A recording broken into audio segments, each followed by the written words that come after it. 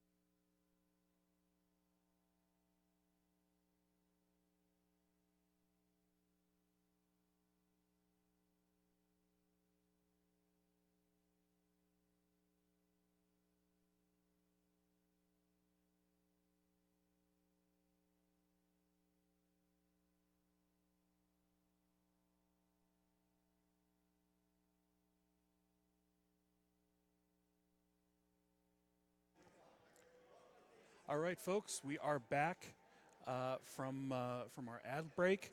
Want to let you know we do need to take down the stream temporarily, so just hang with us. We will be back in just a few moments.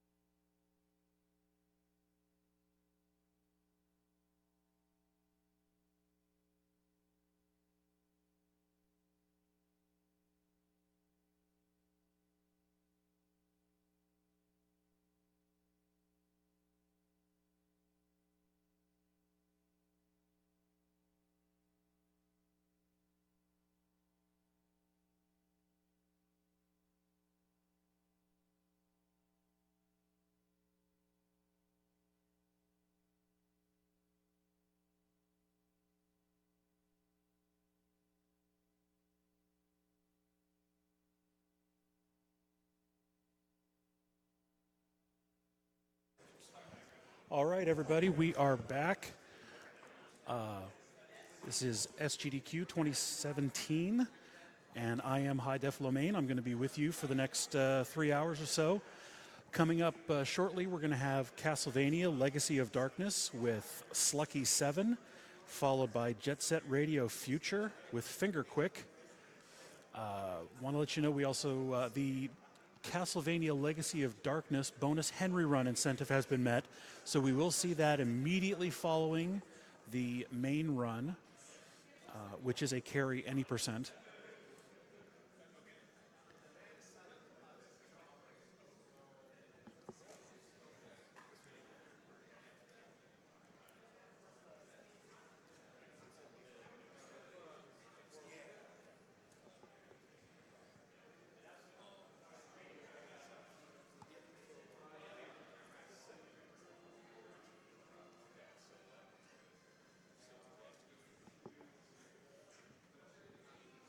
Okay, so you guys can hear me. I'm back here.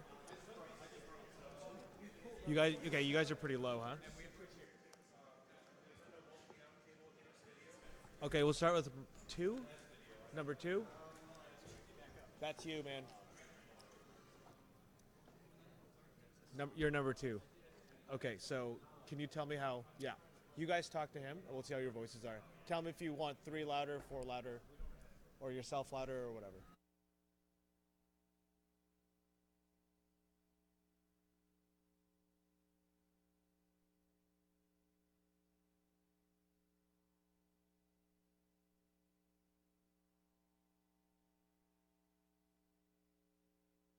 Is he better now? Okay, so can 1, 3, and 4 talk to 2? I want to take this opportunity to remind everyone watching on Twitch right now that Games Done Quick Okay, is now so how's accepting that? bits during SGDQ. For each bit that Games Done Quick receives, 3. we will give Doctors Without Borders 1 cent during SGDQ. Right now, How do we the other currently guys stand? have a bit incentive. If we receive 5 million bits, we will have a Majora's Mask blindfolded. Looks like a fight with Majora 4 is a bit quiet. blindfolded. So, Okay, 4, if can you talk you again? want to see that, or if everyone wants to see that, except for the person who is actually, fighting. Is that still too low? Okay, 4. Okay, 4. We'll get 1, 2, and 3 to talk to you.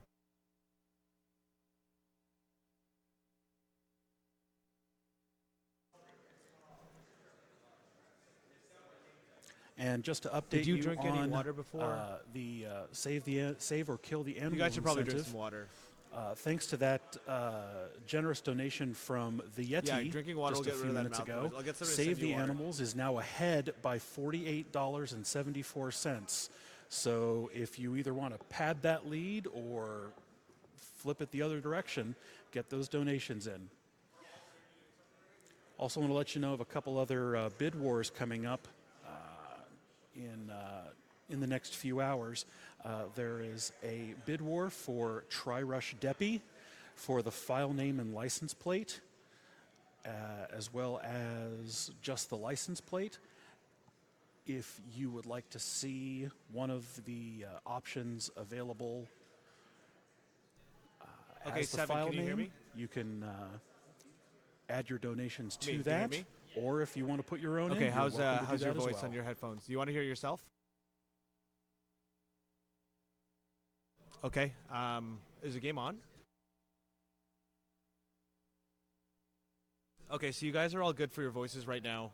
We're just gonna wait into the game, and then mix up to the game volume.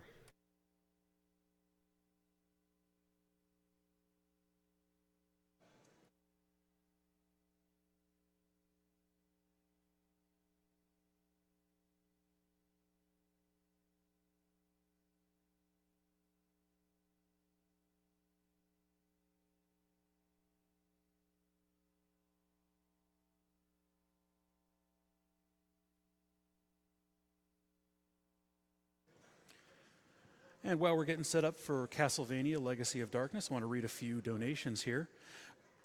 We have $5 from Cricket. Great run by Kiwi on DK64. This SGDQ is super hype, and I'm all about charity marathons. I hope Got to Be Radical gets to trend longer on Twitter. I put $2 on saving animals and 3 to killing because I couldn't decide. Shout out to my boy Tones on the mic, Baloney Man. Is that audio really loud? Kenu to anyone? Kunai gives $20 and says, "True to my word, here's another $25 for an amazing cause. Keep on being incredible, raising those donations and saving those frames. To the entire DK64 community, oh, banana."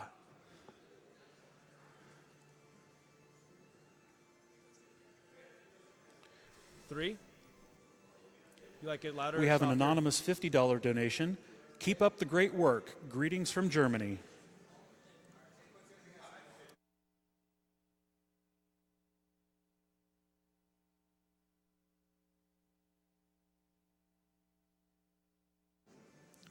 We have $10 from EZ Games. The only thing that is moving faster than these runs is the money from my wallet. Put this donation to naming Ness Sans in Earthbound, because we all know that Sans is Ness.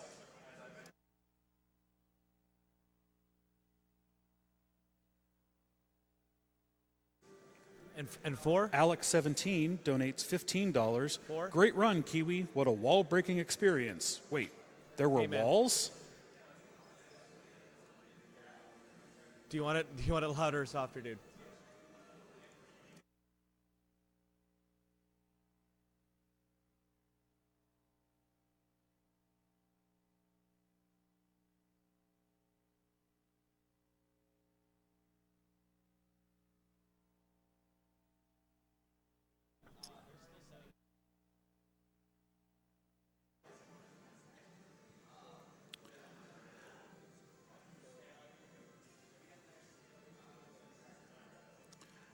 We have another donation incentive coming up a little bit later today that Okay, so still you guys has yet aren't live to, yet, so to now's be the time met. to tell me if you want any It's last for minute changes Shovel for Knight, what's going in your Spectre headset. of If you want Torment, yourself to be louder or softer, and it is your for buddies, or the music.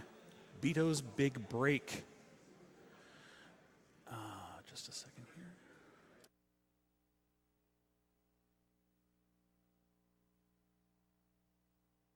Four. Can you just speak in sentences? Like tell us what. Right now we are sitting at about $3,200 out of 5,000. So if you want to see that, you will need to get those donations in for that.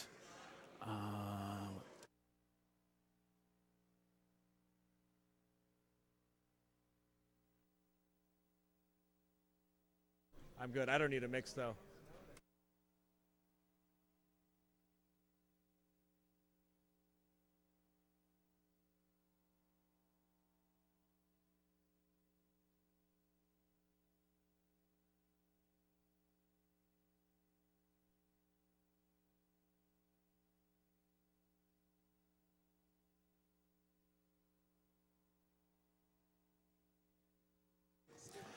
All right, since we're having a little bit of a technical difficulty getting the next run set up, we're going to go ahead and play a Twitch ad. So we'll see you in a little over 60 seconds.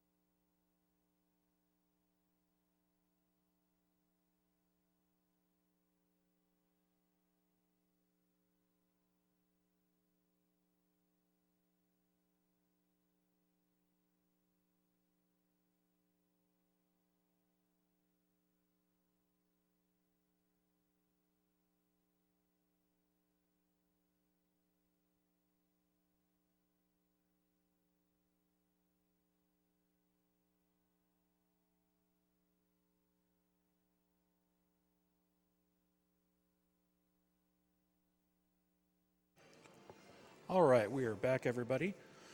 I'll take some time to read a few more donations. We have $50 from David Pittman.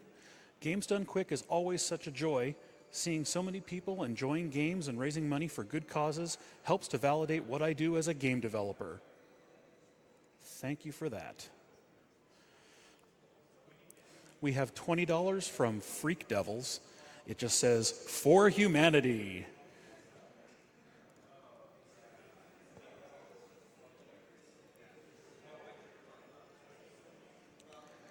We have an anonymous $50 donation. Longtime viewer on YouTube, first time catching of the event live. SGDQ and AGDQ have inspired me to try my own hand at speedrunning, and I now happily hold a world record under my belt thanks to all of you. I can see everyone getting better all the time, and I will do my best to keep up. Here's $50 to Announcer's Choice.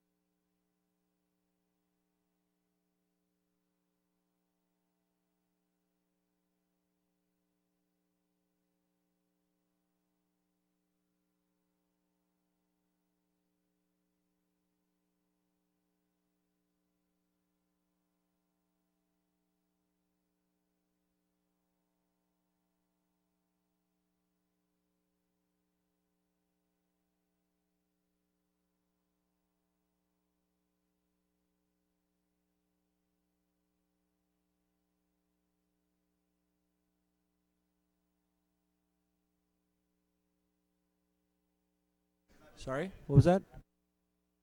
Very close. Okay, we're good to throw it. All right, folks. Looks like we are ready to go. We're up with SluckySeven doing Carry Any Percent of Castlevania Legacy of Darkness. All right. Welcome to Castlevania Legacy of Darkness.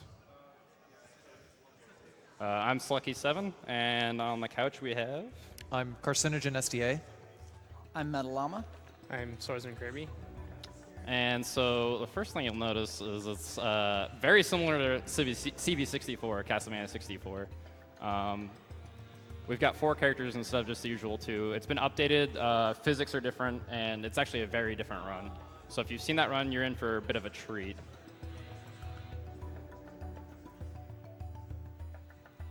We Ready for timer? Yep. All right. 3, 2, 1, go.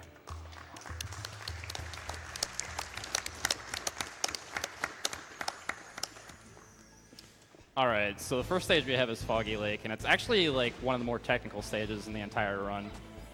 Right off, I'm already using a technique called Orb Melee, which consists of me using an energy orb that I normally fire, but you can actually use the melee and it'll discharge on the enemy.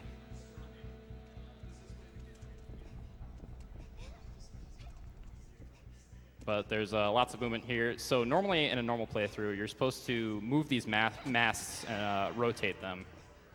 And instead, we're just going to do some tight jumps and skip those. If you see me fire random orbs like that, it's there's lots of like ghosts in this level, and they kind of just move all over the place. So if you get a chance, it's good to snipe them.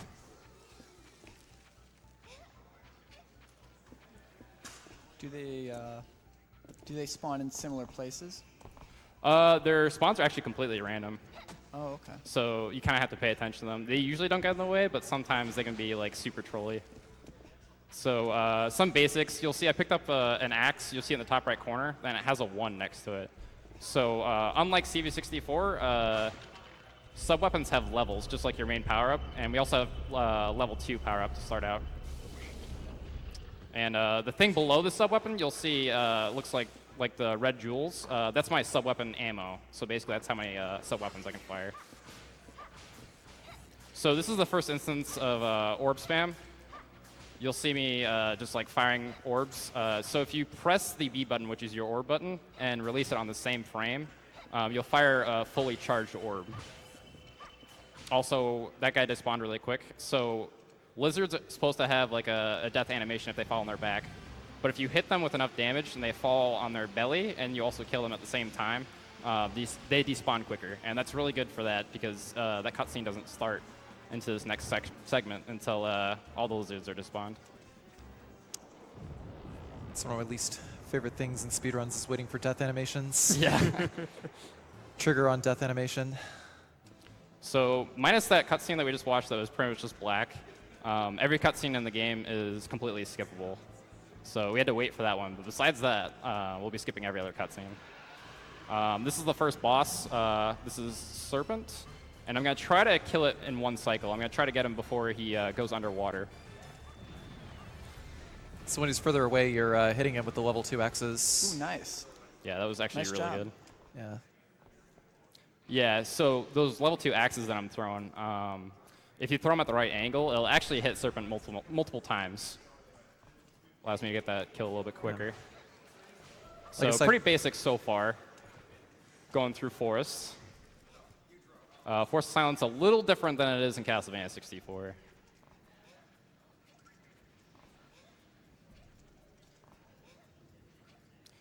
So something that's there's not a whole lot of RNG in this game. Everything is typically on a cycle of some sort. The one thing that you are going to see starts in Forest of Silence. There's a cutscene later on that only happens from 3 a.m. to 6 a.m. You can see like the in-game timer in the top left corner. And in order to set that up, I need to find a moon card. Unfortunately, there's no set moon card. So I'm going to do 3 attempts to open up a coffin, and hopefully one will spawn. If not, then we've got some backup strats we can do. But for the most part, that's the only major part of RNG in this run. Also, this is the giant skeleton that we like to refer to as Bone Mom. It's a pretty easy fight. 2 orbs each phase, and there's 5 phases total. If you do it quick enough, then so when the skeleton's like slamming the ground, it's trying to spawn skeletons, and those cause lags. So you try to get both hits before it does that. And so far, we've actually gotten every single one. So you can't fast forward the phase until it starts slamming the ground with the bone club, right? Correct. Okay. Spawned 1. Close. All right. So now I'm going to view up, because if I don't view up and to like first-person view, the camera will take me towards kind of like where the skeleton's looking.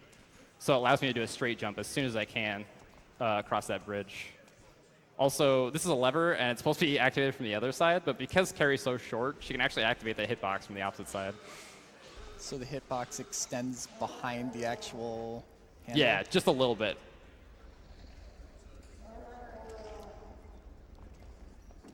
The much more ceremonious power-up animation. This is one of 2 safety saves I'm going to make, and this one just because it's super early. And if I miss this jump, it's bad juju. I have to start all over and forced with no power-ups.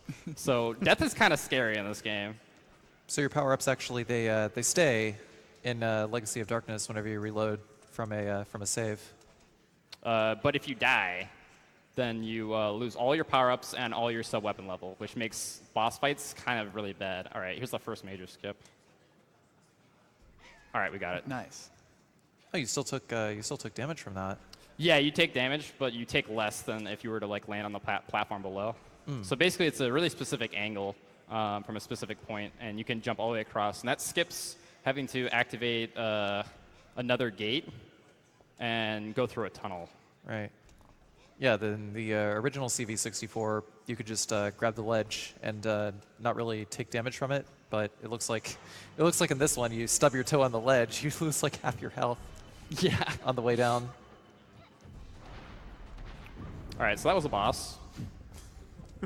He didn't live too well. So I now have level 3 axes, and we never use holy water or any other sub-weapons because level 3 axes are incredibly overpowered.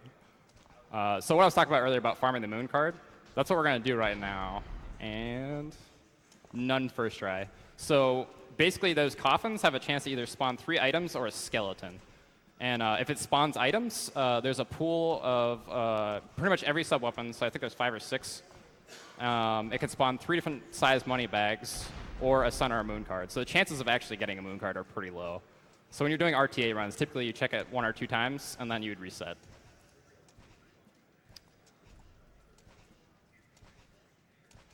This is kind of like finding a skip for this would be like the holy grail of Legacy of Darkness. If someone found this, it would shave like 1.5 minutes off and prevent any RNG in the run. Yeah. So between now and the Rosa section, there's no moon card otherwise. The only other one that we can get is from Hydra, which is what we. Oh no, we got a moon card. Ooh, nice. 2 of them. Yay! All right. It's the only one you need for the entire game, right? Yes, correct. Okay. So to get out of this little area that we're in, we actually got really lucky. Dropped some jewels Yeah. too, which is nice. Got some very, very, very good RNG here. Yeah. So we got our moon card. Did I use it? No, I didn't. Make sure we do that. It'd be kind of a shame to get the moon card and then not use it.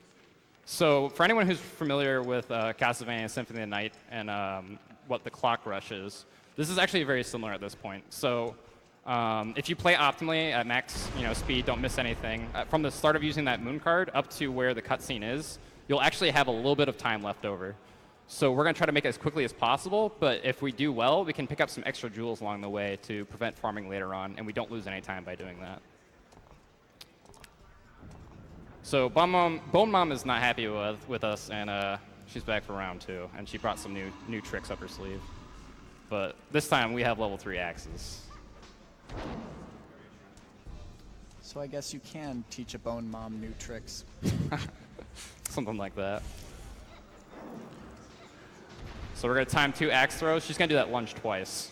And just timing those 2 axe throws prevents her from doing this shockwave blast on the ground, which is, it's really huge, and it will hit you and knock you down. And then she moves around. Where I'm attacking her from is important, too. So you can see she moved to this spot. It's completely scripted where she moves to. So she's going to move to where I am next, so I want her to jump to that position so she doesn't have to walk there. So it also takes like it also takes 3 hits in order to get her into the next phase, right? It's 2 hits from level 3 axes and 3 with orbs. Oh, okay. So that's why you can start to see already how we're going to just start to use axes during the entire run. We got this lovely castle. If I could take just a moment here. All right, now we're moving into castle walls. Pretty much we're going to go up each tower. The top of the first one has a boss. And we're going to activate 2 levers that opens up the gateway so we can actually get into the main area. And I was a little slow, so if you're quick enough, you can make it across this and jump across and grab. But we're just going to wait a second, and because we waited like that, we're actually on a good cycle now. We should be able to make all of these. This one will be close. Yeah. So the RNG is different for this section between Castlevania 64, between vanilla Castlevania 64 and Legacy of Darkness. You were saying the it was is it mostly just like the axes and the platforms are just like the same? It's actually everything. So the only thing that's not is like the guillotines are proximity based, how close you get to them. So it's kind of like set anyways, and all the platforms and everything are on a set pattern going back and forth. Oh, still alive. There we go. So that was Hydra. That was another boss.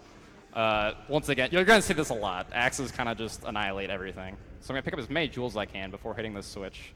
Also, the game unfortunately prioritizes picking up items over activating things. So if the Hydra dies in a bad spot, you'll just end up picking up items when you don't want to. So do cycles activate when you enter a room, or do they activate when you get close enough? So load it. It's based off loading of a zone. So if you go into a zone, for example, like going through this door right here is going to load a whole new area. You'll see some points in Villa where I go through a door. It's not actually loading a new area. It's just a new room that's already loaded. So if it's loading a new area, that's when it starts. I'll kind of point that out later, just to give you an idea. Also, I jump at the last second possible there. That section of like the walkway kind of collapses, and it causes a lot of lag. So you jump the last second possible, so it's collapsing off camera. Save some time. This jump right, oh wow, I actually made it. That's a jump that's usually pretty hard to make, but as you can see, it doesn't really save a lot of time since you have to wait for those platforms to flip anyway.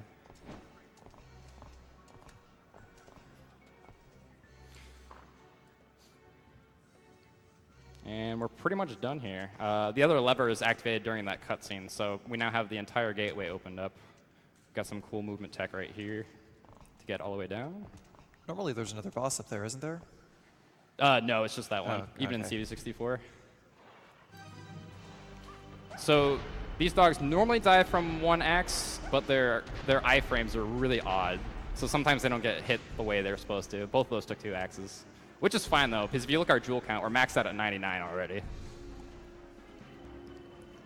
There's a sequence break here in the vanilla Castlevania 64, but it's not doable on this version because the invisible walls are sky Much high. higher. Yeah, they're like way higher. So it's like you'd be able to clip through it, but There we go. Yeah, if you do it on emulator, there's something called L to levitate. It's like a cheat you can do, like with like a Game Shark, and you press L and you'll just like fly in the air. And I did that once to test to see how high the walls are, and they're like triple the height they are in Legacy or Castlevania 64. So if you look up at the clock in the top left corner, the time we're aiming to enter the room that has Rosa is about 3 a.m. So we're probably going to be a little late, but that's all right. We got some extra duels.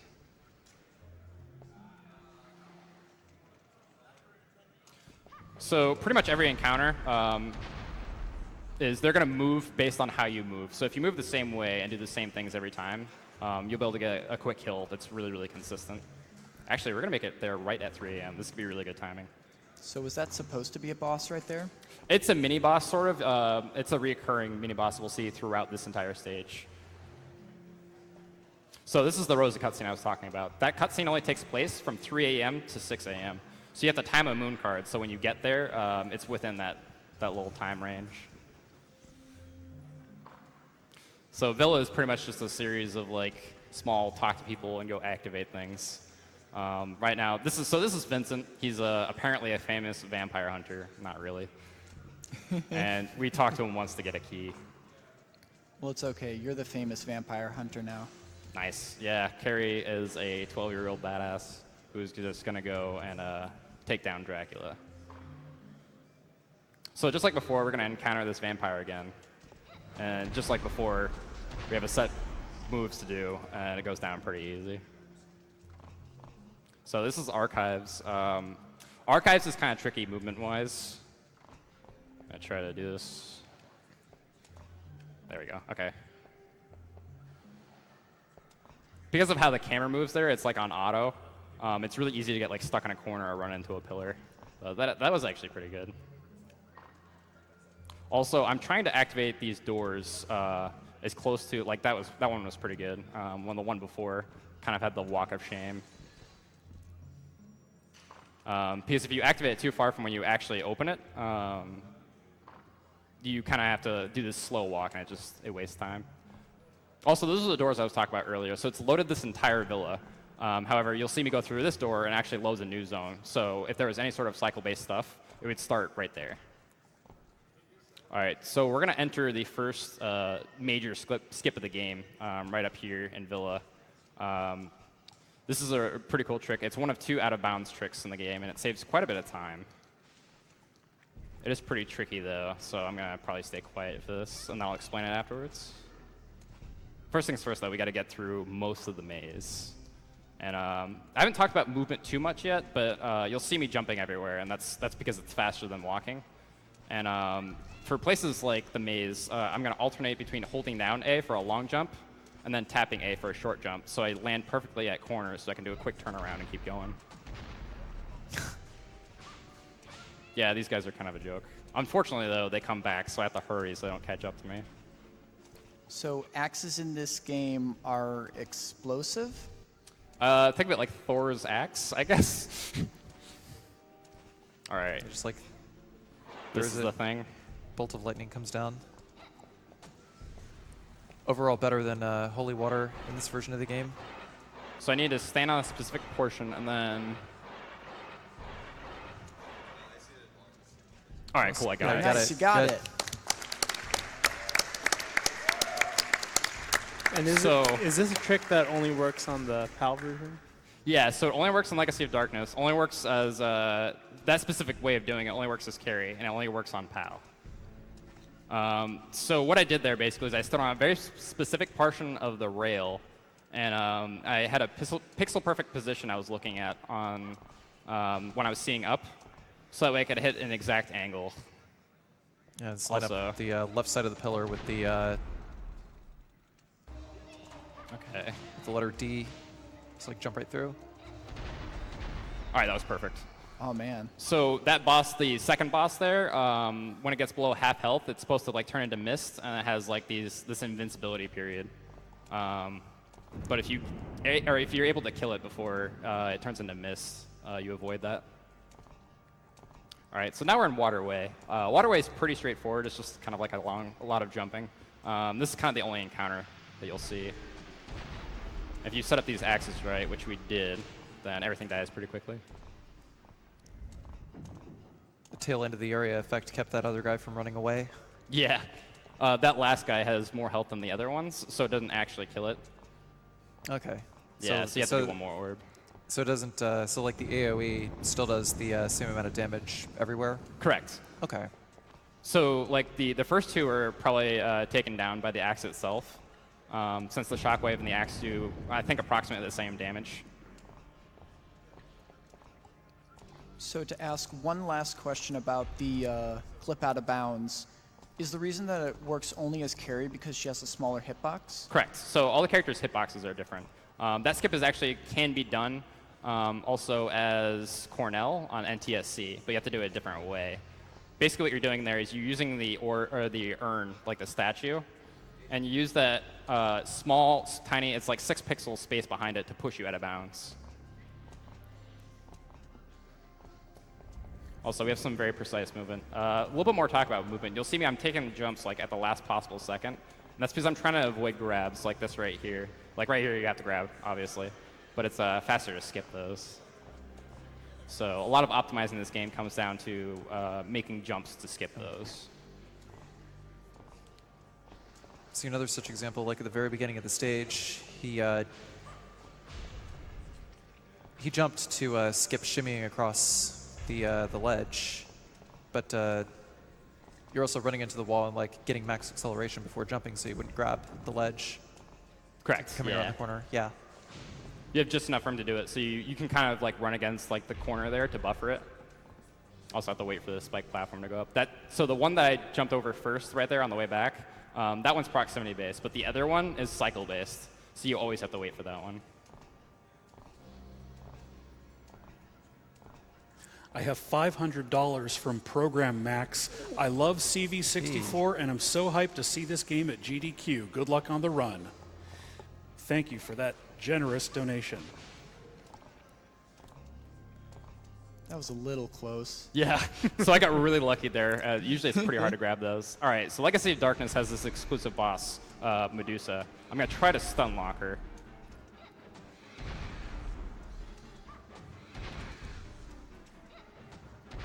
That one was a little early. So sometimes these snakes can take over my targeting, and I can't actually throw them at her. That was actually still pretty good, though. Okay. We're actually really good on jewels, so I'm not even going to try to pick any up.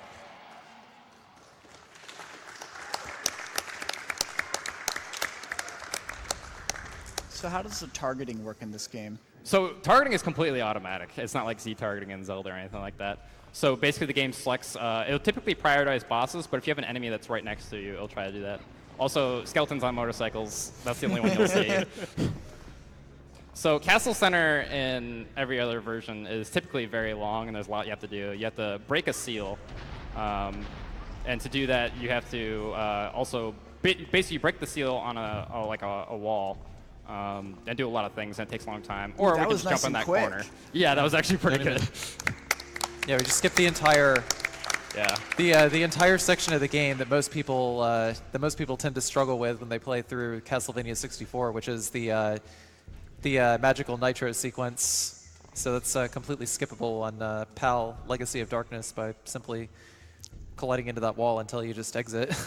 And it's so pretty much any wall or object, like doors or that wall that can be blown up, are not loaded until you actually enter those rooms. And so the reason that works is those things are down, but triggers like the crystal are still up. So you can still activate them even though you can't see them. Also, this is the bullfight. I'm trying to go for very specific. Okay, we got it. So now he's locked here, and I can just throw axes and look at the ground and wait for time to go by. Can you only hurt him at certain spots?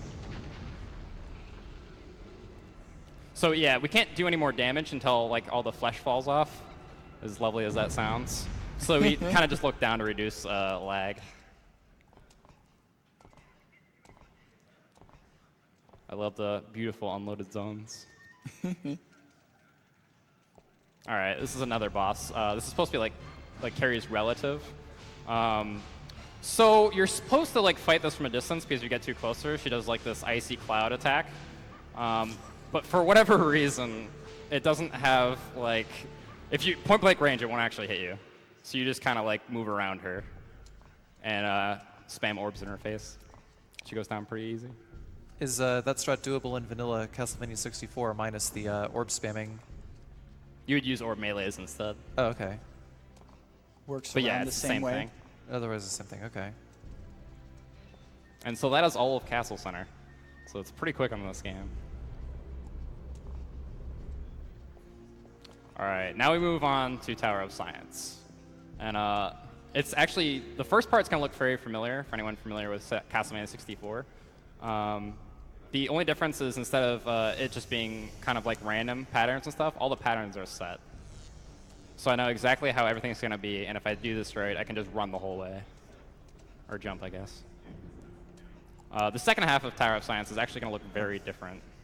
This is actually pretty comfy pace here, because any other time that I've seen runs of Castlevania 64 go through Tower of Science, you actually have to wait for the for the electric prods to fire off before you can move if you're going to be able to get through it safely. Otherwise, there's like a heavy RNG element to passing it. So I see that some of the ground is moving. What are those? So I'm on conveyor belts right now, and you can actually see as I go across this one, they're kind of segmented. So I have to be very careful not to fall in between them, because that will actually insta-kill me. Also, we gotta pause and wait here for the block. What, if we should name that block, what should we name it? What do you guys think? Got a name idea for that block? I think we should call it Tim. Sure. All right, cool. That works. All right, going with Tim. We could follow Monty Python and call it Tim the Enchanter. I'm down with that. And Tower of Science kind of makes sense. Not really. I mean, there's enough magic in this game. It probably equals the same thing. So that's kind of funny right there. That gate's supposed to close, and you're supposed to defeat all the turrets before it'll open it. Oh my good lord. So these are fleamen. Let me interrupt myself first so I can talk about these guys. Just like every other Castlevania, they're completely random, and they can just like get in your way. Now we're in aimbot room, which, okay, that actually worked out pretty well. So they completely redid this this entire section with the turrets.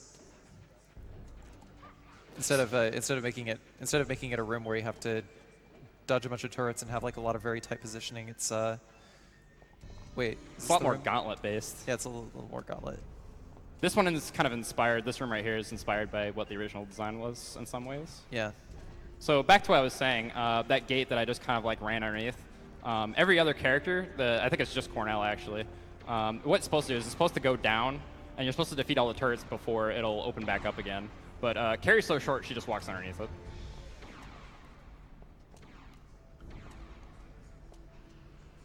Is Carrie any faster than the other characters? Does that factor into it?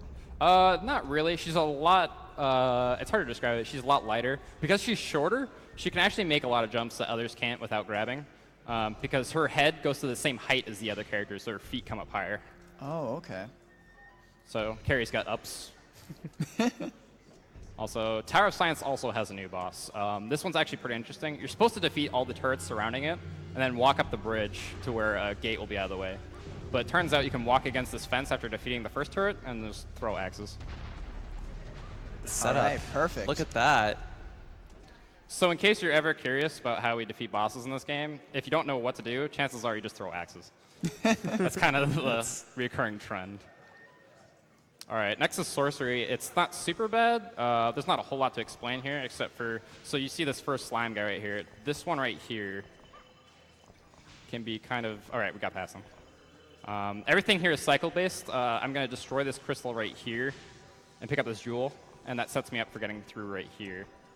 And pretty much from here on out, I'm going to kind of just be quiet. Yeah, those electric crystals were not there in the vanilla game.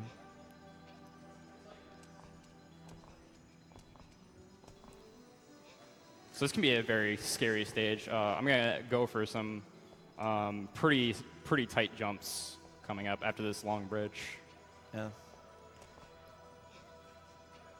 Are like all the cameraless jumps still present, or? Not really, because it's so different.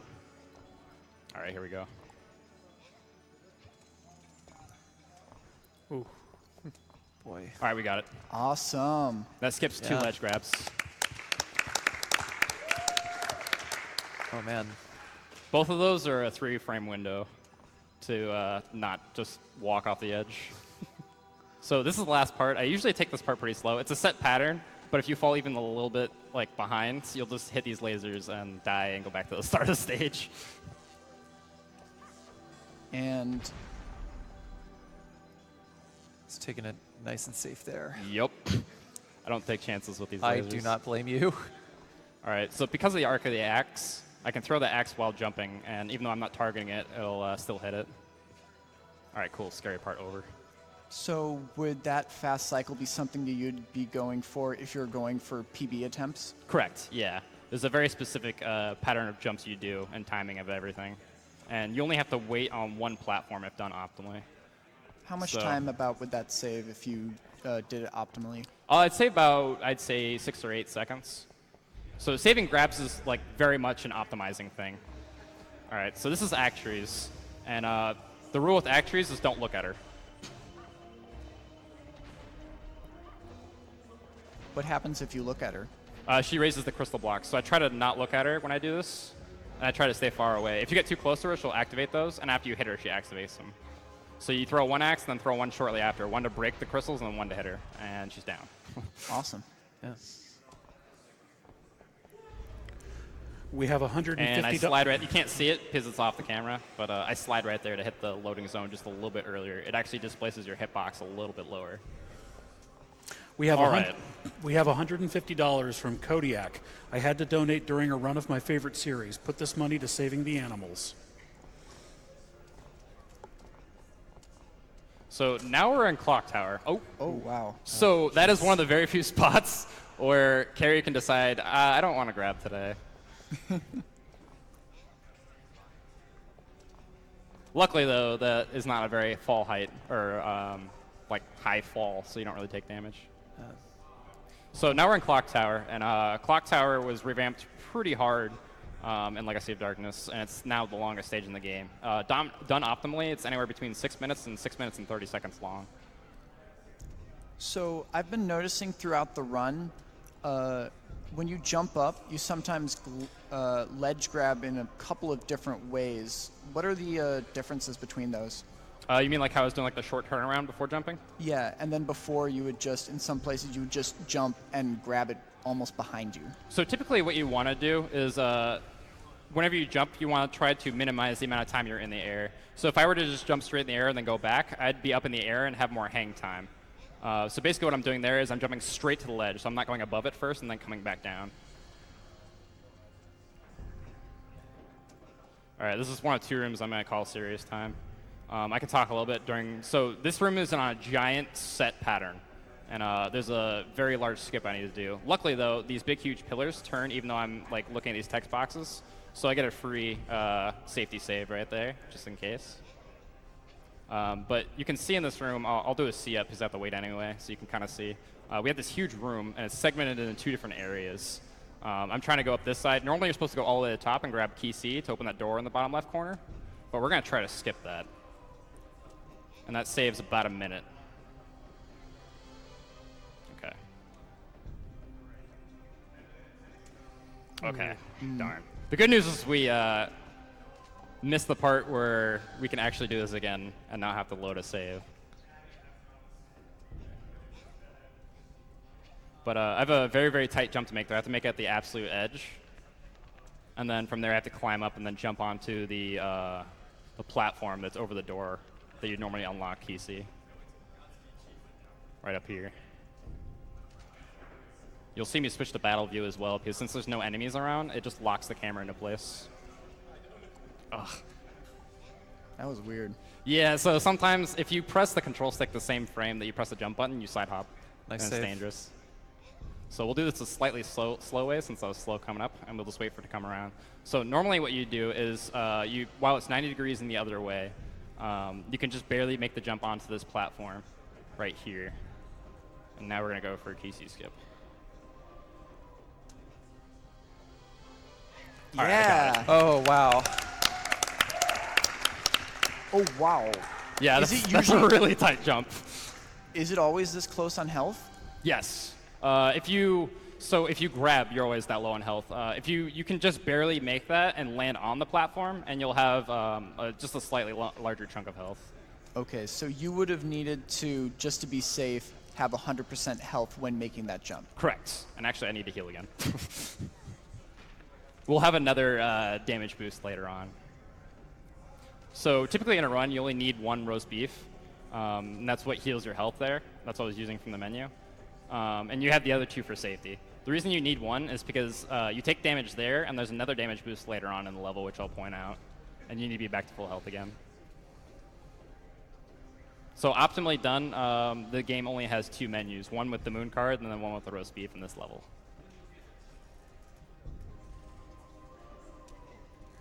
Oh, I jumped too early. No. That's what we have the safety roast beef for, though. Okay.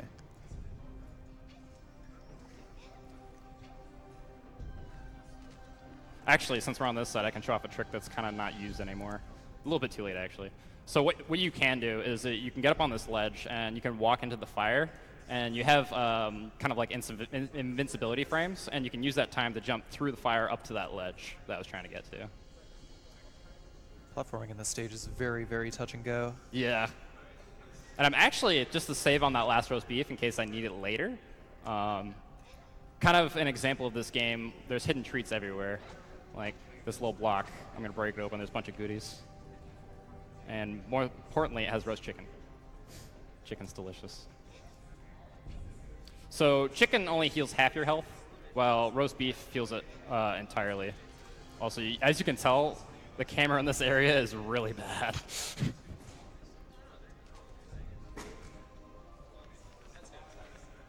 But yeah, falling at any time, like, unfortunately loses a lot of time, just because it's all cycle-based. So you can't really just go and immediately try to make the same jump. You have to wait for these really slow-moving platforms to turn around.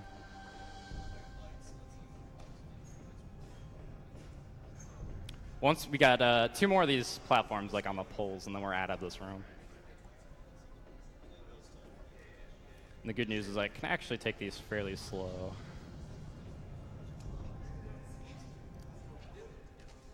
Bit of an oblong Yeah. angle from that All right, from that camera. All of these jumps look super scary. I'm They just are gonna all say. super scary. Okay. They are, yeah, no, this is This game is very prone to terrifying. dying, yeah. Terrifying, actually. There was actually a time where the world record for this game had a death. It's just that difficult. Yes, dying is very, very easy in this game. Because typically the game's structured around platforming with pits that will kill you. All right, so we're out of Key C room, and that's probably the scariest room in the entire game. We have one more technical room, and then we're pretty much done with Clock Tower. But the reason for the length, like I was talking about earlier, is mainly because of that room that I was in. There are a lot more rooms in this than in most other stages, but that one room specifically takes about 2.5 minutes done optimally.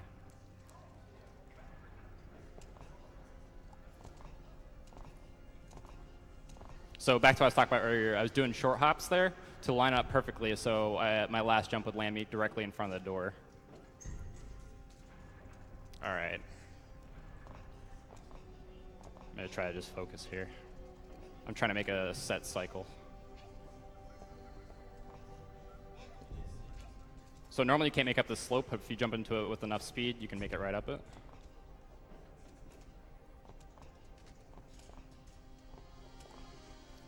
Oh, slightly too dang early. it.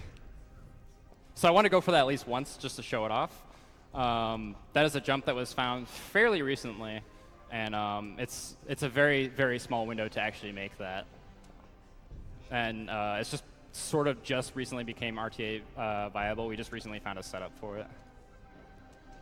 Also, I haven't talked about it too much, though, but I do have to give a huge shout-out to a runner named Winglebert. Winglebert found almost all the major skips you'll see in this run, both the out-of-bounds tricks for carry and out-of-bounds tricks for other characters. And that skip I did off the cog was actually something he posted a video about as well. He also found some stuff for CB64, so between those two games, he's kind of like the mad scientist who finds all this stuff. So it saves like that skip, the cog skip there saves like 10 seconds, you said? Yeah, roughly. So pretty much all it does. Where is my roast beef? I think you ate it all. Okay, that's fine. Well, this means we'll have to go the slow way. So it skips having to go across this right here. I'm going to wait for the fire cycle just to play it safe.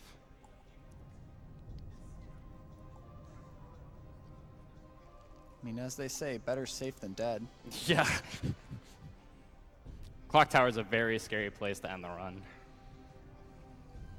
All right, so now I'm going to do something with an audio cue. So I do need silence for a second. Actually, I'm going to have visual because it's going to be the torch right here. That's nice. Okay, cool. Awesome. Now Skip's having to wall crawl the other side. One last scary part. Oh no. Not nearly as bad as it looks. oh god. Oh gosh, that Don't worry, looked- there was actually a ledge there was there down I below. just realized that at like the last second. Also, these lights on the ceiling, I've always thought they look like hook shots, like spots from like Ocarina of Time. I'm gonna make a safety save here. So normally, I would fly across these moving platforms. I love these, by the way, because you keep your momentum when you jump off of them. And you drop down right here, straight down to the end. But we don't have enough health, so we're gonna go across more really cool moving platforms. We just get to do a little more sightseeing. Yep. This is actually the part of the run you'd never see. Also, I hope I remember how to do this. I like this version of the game. It's like all the levels are more appropriate for CV64's physics engine. So I need to, you can see this beam sticking out, and I need to slide directly onto that. Okay. Perfect. I have no health, so I have to do this very carefully.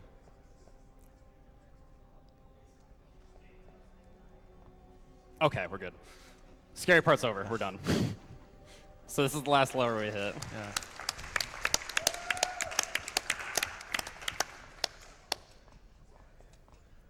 So basically, the whole process of this entire clock tower was to hit that one lever. That would be another big skip that was found, because that would skip an entire room.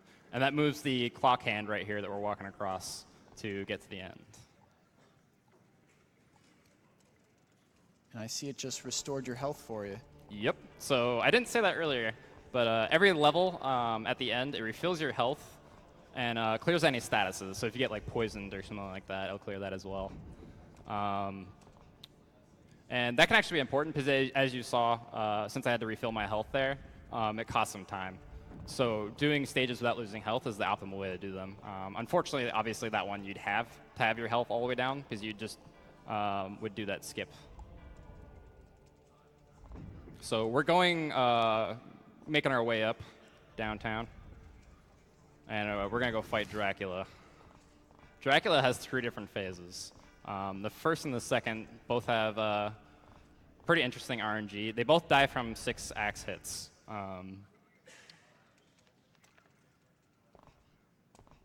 Those staircases are so iconic, by the way. Yeah. It's like in every single Castlevania game, it's always the staircase leading up to Dracula. I never even thought of that. So Drac 1 has RNG. You'll see that he didn't actually like appear that time. He missed it. Usually, on average, you get 4 to 5 miss, and so far I've gotten 2, 3.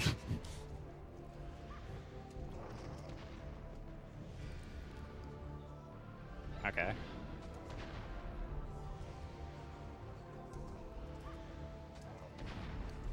We're gonna save on an axe by getting the last hit with an orb. 4. Yeah, so 4. Like I said, 4 to 5 is average. I think the best I ever got was 1. I've actually never seen a 0. So now, basically what happened there is Dracula said he's going to take us down, so now the entire tower is falling. That's not actually what happens, but that's what I like to think. So as I'm going down this, these stairs are collapsing. Normally you'd see it as you're walking down. It's supposed to be like a tense situation, but because jumping is so fast.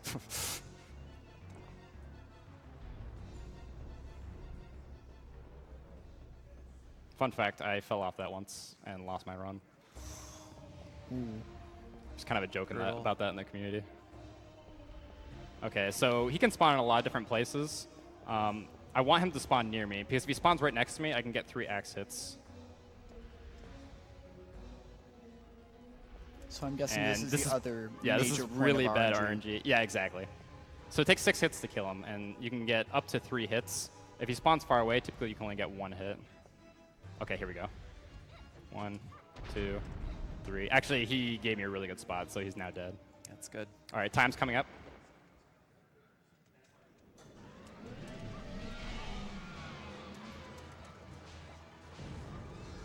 If you stand right in the direct center there, time. I was about to explain it. Woo! If you stand right there in the exact center, he doesn't actually hit you.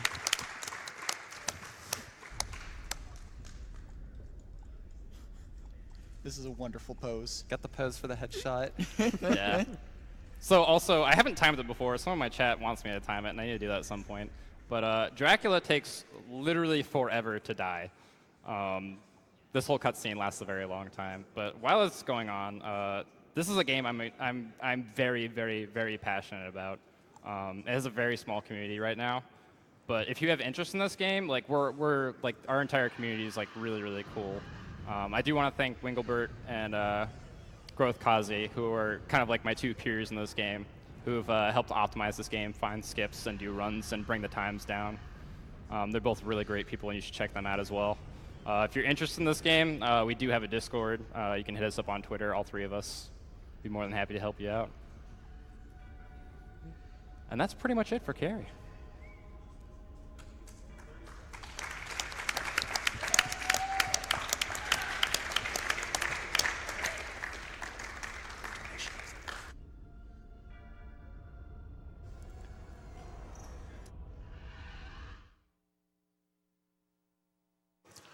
We also have the donation incentive for the Henry any percent run, so we are going to have to set up for that.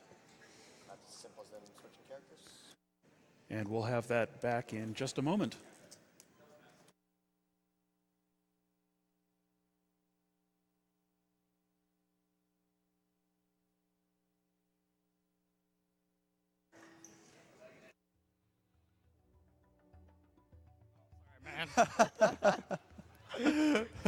Surprise, we're back.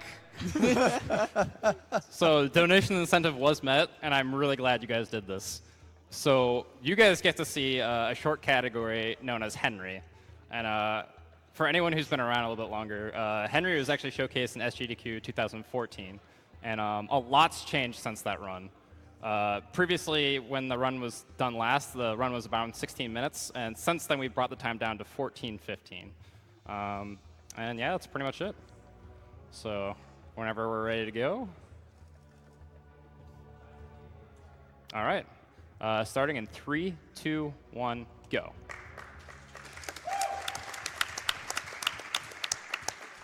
All right, so this is Henry. His story takes place while Carrie and Reinhardt are defeating Dracula. So he kind of follows behind them, and he has 7 days to find 6 children and steal their candy before Dracula's castle collapses. On a serious note, though, so you go and you rescue 6 children. And this was supposed to be kind of like a bonus thing, a side character, so to speak. And as you rescue kids, you unlock alternate costumes for the other characters and such. Yeah. It's got very, very fast running speed. I'm guessing gun on B, sword on C left. Yes. So he's got gun on B. He has a revolver, like a 6-shooter, and has 6 bullets before it needs to reload. You'll see me do this thing where I'm going to swipe my sword after the 6th shot, and that automatically reloads my weapon. It's kind of a little weird, funky glitch. So Bomb Mom again. She's back. And I'm going to go for something very specific with the gunshots. You fire the first one, and then you wait for the target to come back. And I wait for a specific spot to start firing to get all the shots to actually land. All right, so I missed 1 bullet there.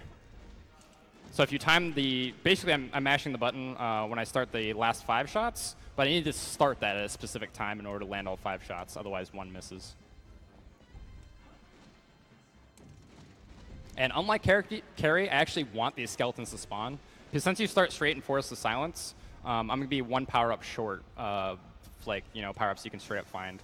So to get to level 3 power-up, I kind of have to hope for RNG to drop 1 from a skeleton. Unfortunately, the drop rate from skeletons is very, very low.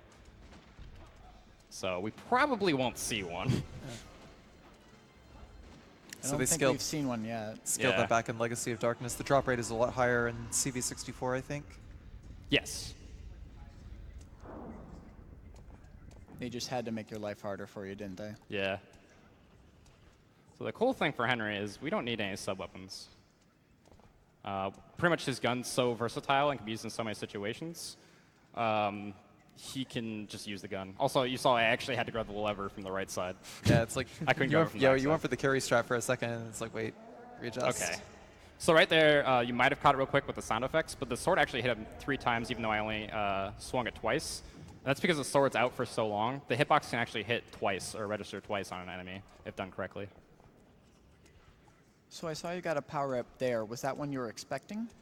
Yes, that is the 1 set power up that I can get in the run. So we have a tunnel skip that's similar to the one that we did with Carrie, but this one instead, I have to go get a kid, so I got to do one this way. There we go. And that brings us down to 1 HP. So probably on stream, it looks like I have no HP. It looks like you have no HP It's just here yeah. too. It's like 1 pixel, literally 1 pixel. So at this point, if I get hit by anything in the game, it will kill me. So that being said, in a normal RTA run, I would fight the next boss like this. But with 1 power-up on Bomb 2, each phase takes 5 bullets out of 6, and landing all those shots without getting hit is very difficult. So I'm going to grab this backup roast beef, and we're going to heal up. Because as much as I'm sure you guys loved Force the Silence, I don't think you want to see it again. All right, so let's talk a little bit about moon cards and sun cards. So kind of similar to Carrie with Rosa and the cutscene there. At the end of the 3rd stage, Henry's going to have a coffin he jumps into. And based on the time of day it is, there's 3 different destinations he can go to. So I'll be using those to manipulate which stage I go to. Also, you notice I was doing shots at point-blank range, something called shotgun strats. Okay, I got 4 shots out of 6. So if I didn't heal there, I would have died. So that's something called shotgun strats, going back to that. If you fire at something point-blank range, it does double damage. Unfortunately, the only place you can do it on for Bomb is on its arm. And since it's now blown off, that strat's completely out the window at this point. Is the refire rate on Henry's gun, is that tied to how many projectiles he fires on screen, or is that tied to like recovery animation? What is? Like when you fire Henry's gun, like is there a recovery animation before you can fire again, or does it limit you to the number of projectiles? It's screen? limited to 6. So you fire 6. So I'll let it reload this time actually. So I fire 6, and then you have this reloading animation like that. Oh, okay. And you normally skip that by swinging your sword. Oh, gotcha. Yeah, I'm sure that probably describes it a lot better. So we're going to use the point-blank shots right here. And that takes 3 instead of 5. So you'll notice from here on out, Henry's a little bit different. So since Carrie and Reinhardt have already run through all the stages, everything's open at this point. It's all open-ended. And you have 7 days to find as many kids as possible. Fortunately for speedrunners, that's pretty easy to do in 7 days. We'll do it in about a day and a half. So the only reason that we'll delve into any levels, like for example, this one I could have walked straight forward and got straight to Villa. But we're going to delve into it a little bit just to save the kid. So for this run, you are actually... Okay. That's actually not super bad because we're going to restart from that stage. And at this point, there's only 2 more enemies in the game I'm going to actually have to fight. So that's actually not a very costly death. As long as you get past Bone Mom, there's not many enemies you have to kill with the gun. At this point, it's pretty close to just platforming. So as I was going to ask, do you actually save all of the 7 children? You do not skip any of them? All 6, yeah. Oh, 6. So the reason for that is once you save the 6th child, the credits start, and that's the end of the run. So that's kind of how it works. Okay. Technically, so if you want to be real technical, this is Henry Good ending. There is another Henry category that's kind of a meme. It's called Henry Bad Ending. And the only thing you do in that run is you start the run, you get as many moon cards and sun cards as humanly possible, and you go straight to day 7, and you get the credits. And you end with this lovely scene of Henry going off into the sunset with no children. Also, you see me using some backup strats. 6 shots from my gun isn't enough to actually kill these dogs now. So I combo double hits with a sword after I exhaust all my shots to keep them from attacking me. So basically, Henry Bad Ending is Henry left his empathy at home for the day. Yes. Like long walks on the beach and leaving children to die in the castle. Yeah, pretty much. Yeah, as you can see, this fight without power-ups is pretty bad. Oh, hey, look, a power-up. This fight without power-ups is pretty rough. I've never seen that before. Did just blow up or something? Okay, so since we have a power-up, that went a little bit faster. I think fire, the hitbox was there, but it didn't actually load because I killed it quickly enough, so I got hit by something that wasn't actually there. So that's if you rub against that platform, you don't have to jump on the small lip before you go all the way up. And this is the Sun and Moon card that we're going to grab to time which levels we go to at the end of Coffin.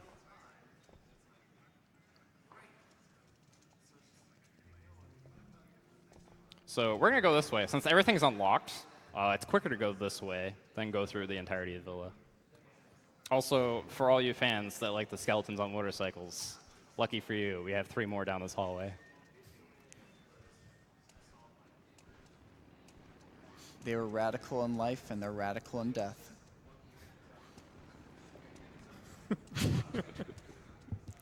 I like it. Also, this one's kind of cool. This one has a sidecar. But I don't like the driver. So if you take out the driver as you're walking by, you can hear the motorcycle crash in the background as you keep going. That's what I was trying to do. Oh, well. Maybe another time. So we got to do some pretty heavily optimized movement through the maze, doing very specific jumps just like Carrie, and find this kid. And now we just go straight to the stage end. This is a pattern that's going to kind of repeat as we go into every stage. We find the kid and then we exit. So at this point, we've saved 3 of the kids. Also, you notice there's no gardener. If you go to the other side of the maze, the gardener, you can actually see the gardener inside a fenced-in area actually tending to the gardens. And the gardener is the dude that we saw for half a second as Carrie with the giant chainsaw for an arm. So, like, occasionally he actually gardens instead of tries to garden you. Exactly. You have to sneak up on him, though. If you go through the wrong door, he'll just attack you. So there's no boss fight here. Like I said, everything's cleared out. There are optional bosses that you can go fight, but that's a different category. So based on the time of day it is past 8 a.m., so now we're going to start with Waterway. All right, that jump's possible, but it's extremely precise. And if you get it too far to the right, you'll actually jump to that portal, which I don't want to touch because it takes me back to Villa in front of the coffin. Okay, so that allows you to warp back to previous areas then? Correct. So we'll be using that on the way out after we save the child. Waterway is kind of boring. If we have any donations, this would be a good time for it. All right, we've got $20 from Randy Brunston from Dusty Case Gamers. Way to go, Slucky, on making it to SGDQ and supporting this wonderful event. From all of us at DCG, this donation goes to Runner's Choice. Yo, thanks. So DCG is a bunch of my close friends that do gaming together, and they really mean a lot to me. They're super supportive of my speedrunning. We have $250 from Dehumanizer. It says, Castlevania boys, I double this donation if Carcinogen does the Carcy Sync IRL.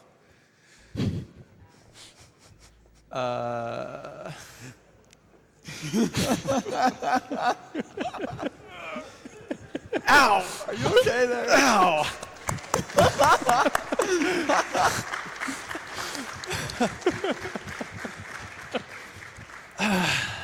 I'm so glad that just happened. Ow! Ow, dude. You all right? I'll be fine. I'll be fine. Are you still in one piece there, or did you break in half, sort of?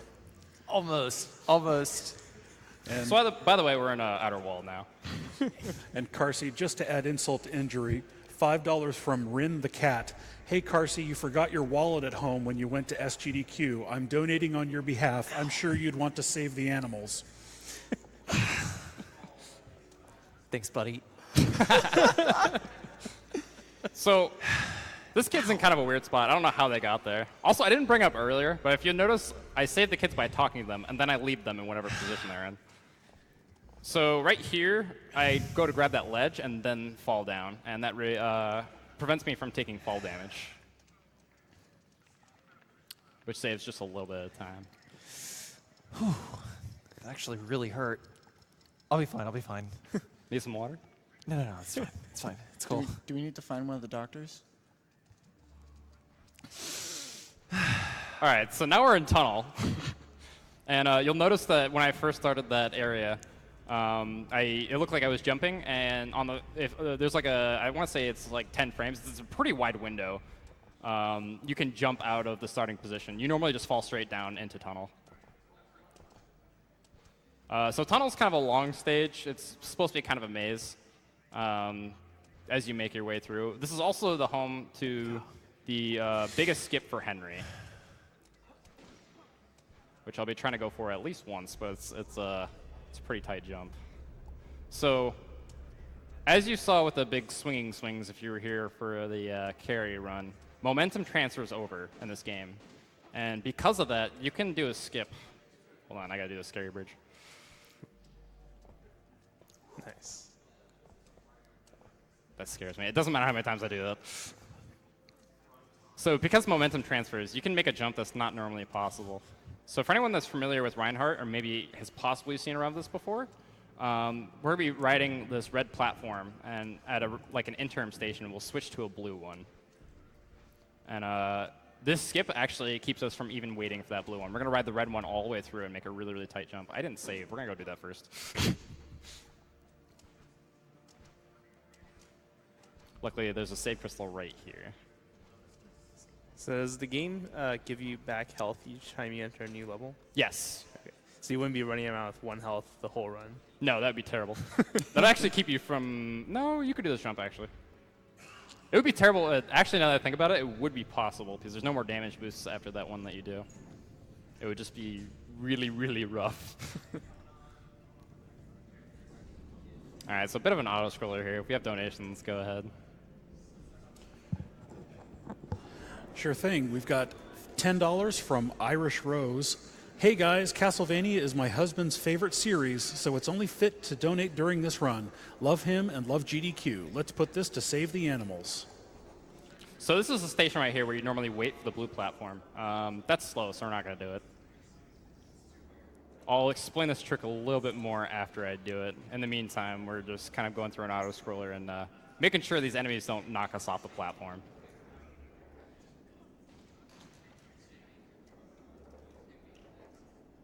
Have you ever played Star Wars Shadows of the Empire before, Slucky? I have not. All right, hold on.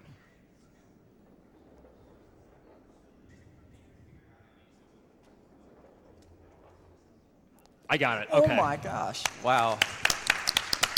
Actually, we're saving, so I don't have to do that again. Unfortunately, I stepped on the elevator. So anyway, you're saying Star Wars? Oh, I was just asking if you played before. I don't know. It's just like one of the levels. Similar to this? Yeah. Gotcha. So blue platform skip is also PAL only, right? Correct. Yes, it's PAL only. And that's just because the platforms actually move faster in PAL. The reason I saved here is because this jump's actually pretty easy. But sometimes Henry, I'm glad I saved. Henry just decides not to grab and falls straight into the water. Not the right time to take a swim.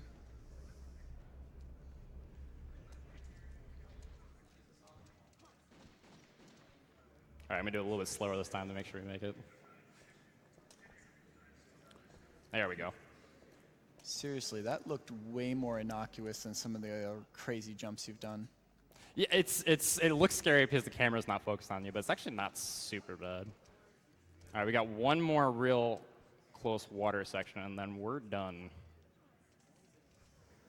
So we do a blind jump onto a rock. As soon as we get off this last ledge, there we go. Okay, now I can no longer die. We are done. So the last thing we have to do is the last kid is trapped behind a moon card door.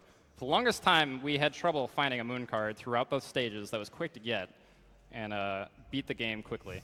And this was found about 4 months ago. There's been a moon card here the entire time, and we did not know for about 3 years. And that saves about 6 seconds.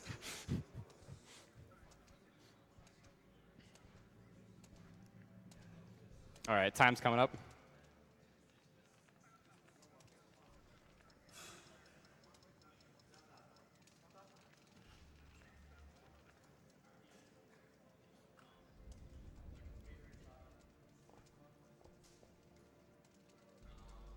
Time.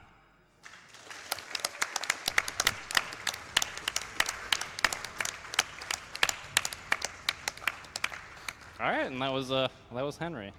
Thank you for watching.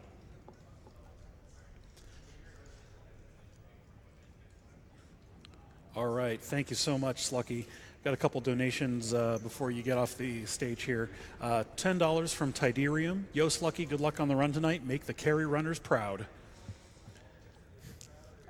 Original MES is $25. I'm always happy during SGDQ week and glad to help out such a great cause. Excited to see Slucky run Castlevania. Good luck, Stephen. $50 from Cetra Blues. So happy to see some love for Legacy of Darkness. You're the man, Slucky. Please show us how it's done.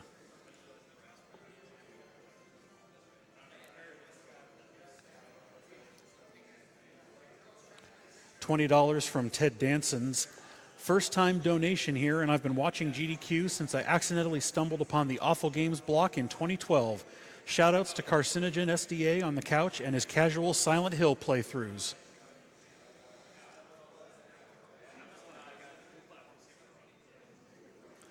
We have $5 from MASH.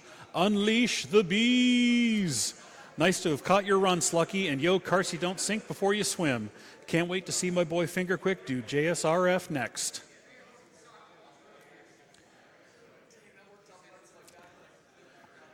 And we have another $250 from Dehumanizer.